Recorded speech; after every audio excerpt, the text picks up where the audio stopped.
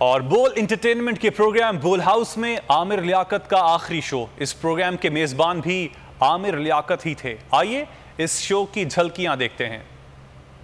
तो समझना होगा कि कंपटीशन है।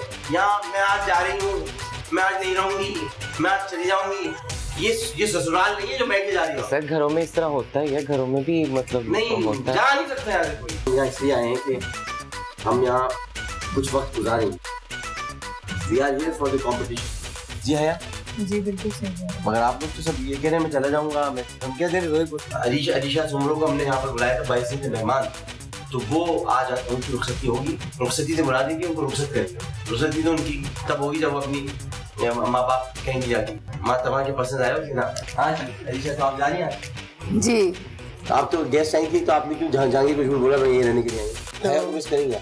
हाँ हया को मिस मत कीजिएगा, हया अपने अंदर रहने दीजिए। सोहे भी तो ख्याल रखता है, मेरा भी रखता है, सबका रखता है। बिल्कुल। अब 17 दिन में घर नहीं गया पता। काश तो है ही नहीं, काश तो है ही नहीं, या तो है या नहीं है। इरादा मजबूत करो अपना इरादा, और इरादा ये है कि मैं यहीं रहूंगी। जी अरीशा आप जा रही हैं, लेकिन दोनों के दरमियान बैठी कैसे लग रहा है? दिल तो नहीं कर रुके थोड़ी देर।